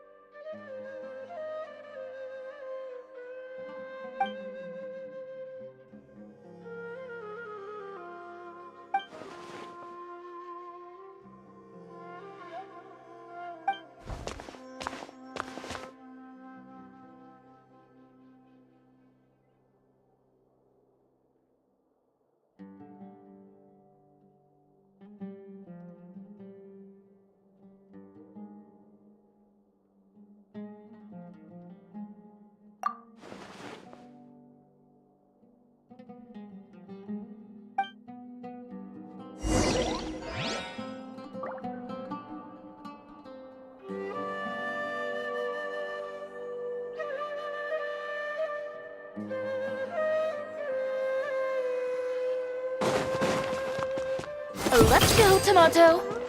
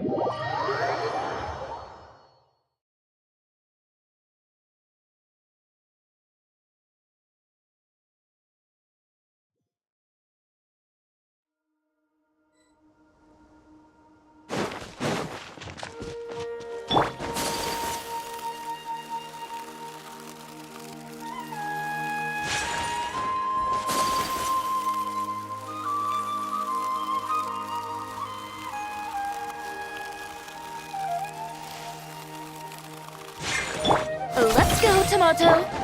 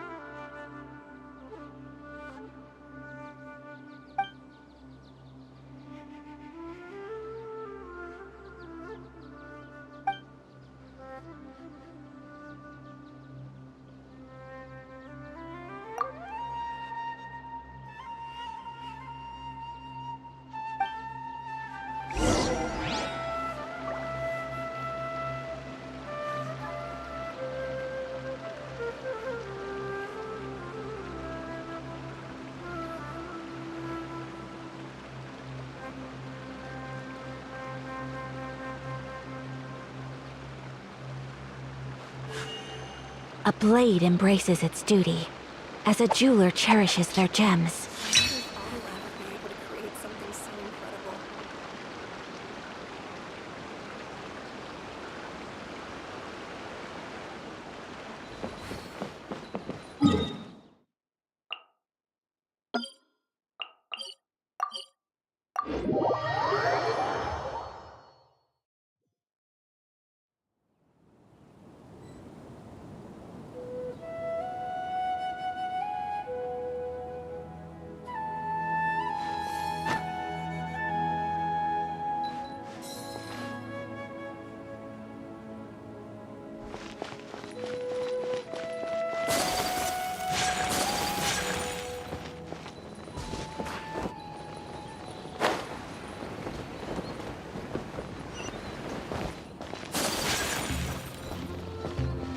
My apologies!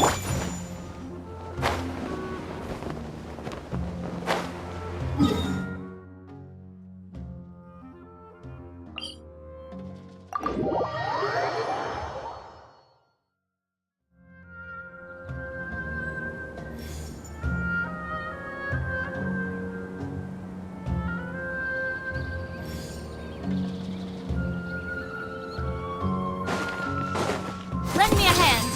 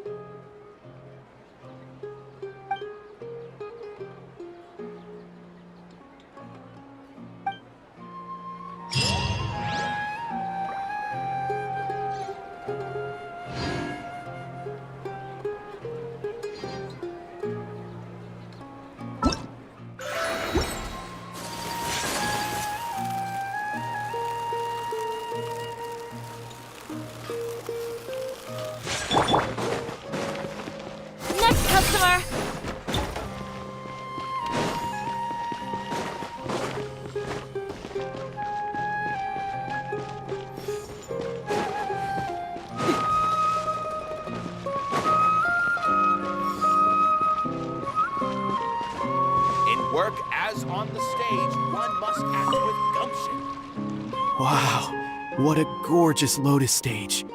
Fit for the forest fairy herself, after all. A wonderful sight indeed. But, Madam Fairy, I believe the dog over there has been staring at us for quite a while. Ah, that's Swoof. Don't worry, he's a good dog. He doesn't bite.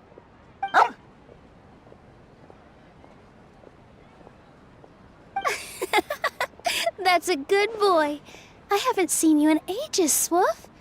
No eating the frogs and hamsters here, okay? No eating!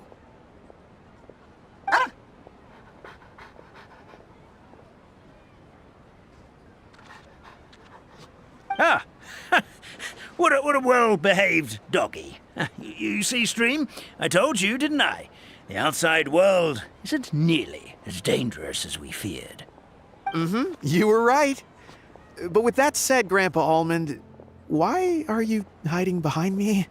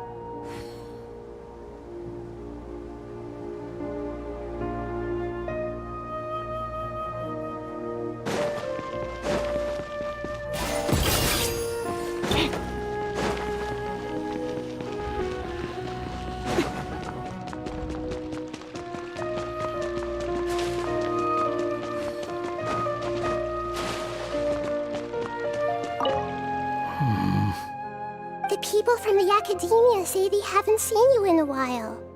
Yeah. Well, maybe I needed some space after being cooped up in there for so long. Anyway, it's a school, not a prison. So what's the problem? I never said it was a problem. I was just noticing that you seem to be in quite a good mood at the moment. Who's this, hat guy? Shut up. Not another word. You need a new friend. I've told you already. Stop trying to read my mind. I didn't need to. It's written all over your face.